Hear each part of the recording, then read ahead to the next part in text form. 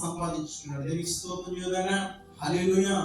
మరి మన జీవితంలో కూడా చాలా విషయాలు కూడా మనం ఏం చేస్తూ ఉంటామంటే మర్చిపోతూ ఉంటాం. దేవునికి స్తోత్రం చేద్దామా? ఎక్కడేసినటువంటి బొమ్మలే అక్కడే ఉండిపోతాం. దేవునికి స్తోత్రం చేద్దామా? హల్లెలూయా. మన భక్తికి సాధన పెట్టాం, అర్థమవుతుందా? మన ప్రార్థనకి సాధన పెట్టాము, ఆత్మీయ జీవితానికి సాధన పెట్టాము, ప్రార్థన జీవితం ఎలా ఉండాలో కూడా మనము సాధన పెట్టాలి. ఒకడు కత్తికి సాధన పెట్టి ఒకడు నేలను వదిలిపెడతాడు. దేవుడికి నచ్చిన పని ఒకటి చేయం, దేవుడికి ఇష్టస్థానం బ్రతుకుతాం అనేది ఒక్కటి చేయమని ఏ కాడికి లోక సంబంధమైన వాటి వైపే మన చూపు, ఏ పాటికి లోకం ఉన్నటువంటి దాని వైపే మన చూపు. ఎలా దీవించబడతాము, ఎలా ఆశ్రయించబడతాము, దేవుడిని చూస్తున్నాడని జ్ఞానం కూడా మనకు ఉండాలి కదా. దావీదు అనుకున్నాడు, ఎవరు లేరులే, రాజనగరం మీద అభివృద్ధి తిరుగుతున్నాడు కదా, ఎవరు చూడట్లేదు అనుకున్నాడు. తను చేసిన పాపం అదని కూడా మర్చిపోయాడు. ఏదో ఒక నాదాన్ని తర్వాత వచ్చి నాకు తెలుసుకోలేకపోయాడు. హల్లెలూయా.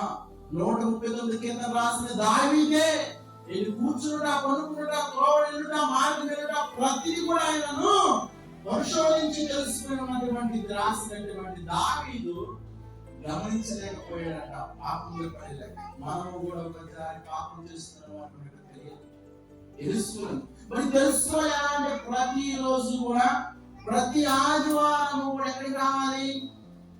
దేవుని సన్నిధికి వస్తే మనం ఎలా ఉన్నాము, ఏ స్థితిలో ఉన్నాము అని తెలిసింది. ఎలా తెలిసింది అంటే దేవుడు మనతో మాట్లాడతాడు కాబట్టి. మరి రాత్రి ఉదయకాలం ఎందుకు మీరు తెలియకుంటారా? ఏదైనా యోగి ఎలా అయితే మరలా ఉన్నంతగా ఆశీర్వాదం సంపాదించుకున్నాడు, మన జీవితాలు కూడా, మన కుటుంబంలో ఆశీర్వాదం పొందుకోవాలంటే మన జీవితము యథార్థంగా ఉండాలి. దేవునికి స్తోత్రం చేద్దామా? ఎలా ఉండాలి? దేవునికి స్తోత్రం చేద్దామా? మరి ఈ యథార్థ ఏ విషయం మనం కాబట్టి జ్ఞాపకం చేసుకుంటే, ఒక సువార్త, ఇక్కడ ఒక స్త్రీ ఆపబడింది. లూకా సువార్త 18వ అధ్యాయం. ఎలా ఎదగాలి, ఏ విషయంలో జారిపోయాము, ఏ విషయంలో మనం పడిపోయాము అని మనం తెలుసుకుని ఎలాగంటే, లూకా సువార్త 18వ అధ్యాయం 7వ వచన భాగం చదువుతున్నాను. ఎలా తెలుస్తుందని చెప్పాడా? ఏ స్త్రీ అయినను ప్రతి వెండి నాణ్యములు వాటిలో ఒకటి నాణ్యము పోగొట్టుకుంటే ఆమె దీపం వెలిగించి ఇల్లు ఊడ్చి అది దొరికినంత వరకు జాగ్రత్తగా వెతకదా? దేవునికి స్తోత్రం చేయాలా? హల్లెలూయా. దేవునికి స్తోత్రం చెప్పాలా? ఏం చెప్పాలి? హల్లెలూయా. దేవునికి స్తోత్రం చేయాలా? హల్లెలూయా. గమనించిన ప్రేమ దేవునికి బిడ్డలారా, ఇక్కడ ఒక స్త్రీ ఉంది. 10 నాణ్యములు దేవునికి స్తోత్రం చేయాలా? 10 నాణ్యములో ఒక నాణ్యం పోగొట్టుకుంది. దేవునికి స్తోత్రం చేయాలా? ఎలా పోయింది? దేవునికి స్తోత్రం చేయాలా?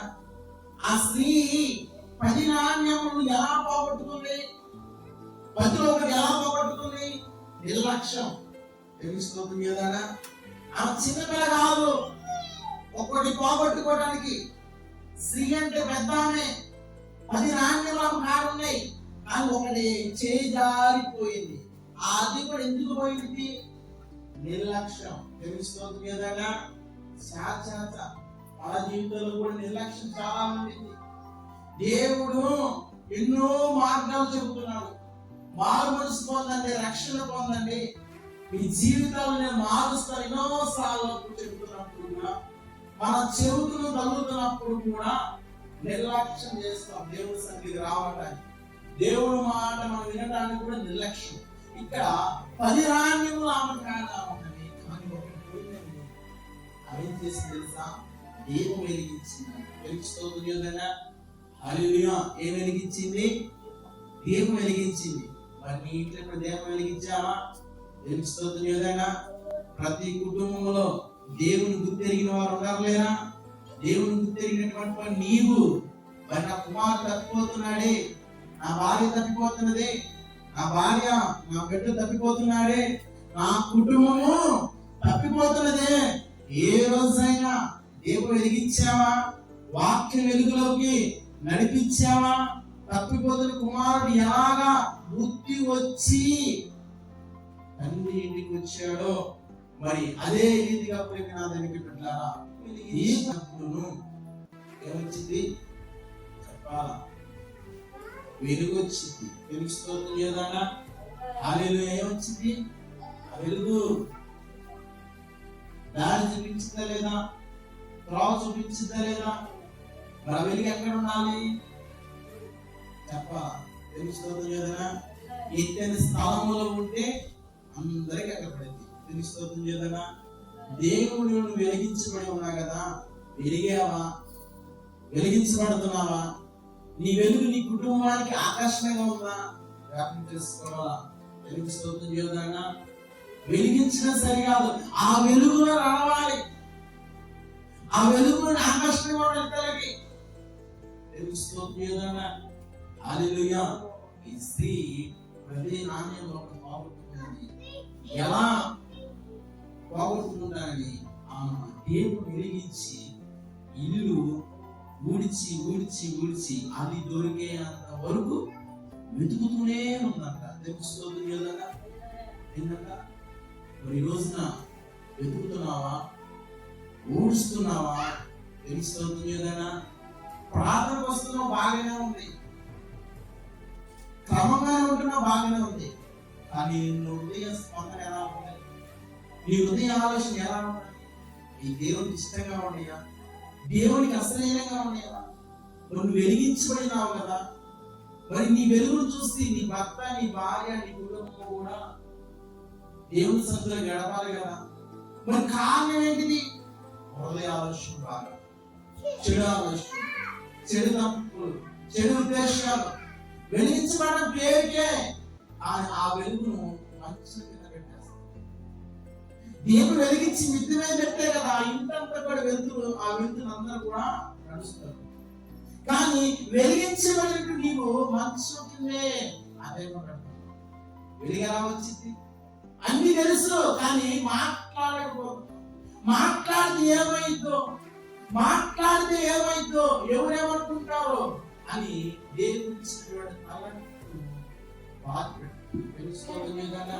ఎలా దీవించబడతామమ్మా, ఎలా ఆశించబడతామమ్మా? చూడండి, నేను అందరూ వెళ్తున్నా ప్రార్థనకి, నా భర్త రావట్లేదు. ఏ రోజు వెతికావా దేవుడి కదా? విచారం చేసావా? ప్రతి విషయంలో కూడా దేవుడు మన పట్ల దయ చూపిస్తూనే ఉంటాడు. దేవునికి స్తోత్రం చేద్దామా? హల్లెలూయా. దేవునికి స్తోత్రం. చూడండి, ఈమె వెలిగించి ఇల్లు ఊడ్చి ఎత్తికి కూడా నీ జీవితం ఏదైతే కోల్పోయే మరి ఇది వెతికే సమయం. ప్రభువా, ఏ విషయంలో పడిపోయానో నీకు తెలుసయ్యా, అయితే నన్ను క్షమించయ్యా. ఇదిగో ఈ స్త్రీ ప్రతి నాణ్యంలో పోగొట్టుకుని ఏదో పోతే పోయిందని నిర్లక్ష్యం చేసిన అది దొరికేంత వరకు కూడా వెతుకుతూనే ఉంది. ఇల్లు తెలుస్తోంది కదా. హల్లెలూయా. ఈ రోజున మన హృదయంలో ఉన్నటువంటి చెడు ఆలోచన, చెడు తలంపులు విడిచేయాలట, విడిచివేయాలి. మన హృదయంలో ఉన్నటువంటిది పోతేనే ఆ నాణ్యము తెలుస్తోంది కదా. హల్లెలూయా. దానికి స్తోత్రం. ఏం దొరికింది? మనకు దొరకాలంటే ముందు మనం వెతకాలి. మనం వెతకాలంటే ముందు మనము వెలుగు ఉండాలి. ఉందా? వెలుగుందా? దానికి స్తోత్రం చేద్దామా? హల్లెలూయా. మరి స్త్రీ ఏ రీతిగా ఎక్కడ పోగొట్టుకున్నది వెతికిందో, మన ఆత్మీయ జీవితంలో కానీ కుటుంబ పరంగా కానీ ప్రతి విషయంలో మనం ఏం పోగొట్టుకున్నామో ఈ మధ్యాహ్నం దేవుడు ఏమంటున్నాడంటే వెతకండి. దేవునికి స్తోత్రం చేద్దామా? మనం వెతికే వారుగా ఉండాలి. నిర్లక్ష్యంలో మనము ఉండకూడదు. దేవునికి స్తోత్రం చేద్దామా? హల్లెలూయా. ఇక్కడ ఇల్లు ఊడ్చినగా హృదయంలో ఉన్నటువంటి శుద్ధి చేసుకుంది. దేవునికి స్తోత్రం చేద్దామా? హల్లెలూయా. ఇల్లు ఊడ్చినగా అంటే మన హృదయాన్ని శుభ్రం చేసుకోవాలి. దేవునికి స్తోత్రం చేద్దామా? హల్లెలూయా. మన ఇంటిని అన్ని శుభ్రం చేస్తాం. హల్లెలూయా. పండగ వస్తుందంటే ప్రతిది కూడా శుభ్రం చేస్తాం, కడుగుతాము, తోముతాము, అన్ని చేస్తాం ప్రతిది కూడా.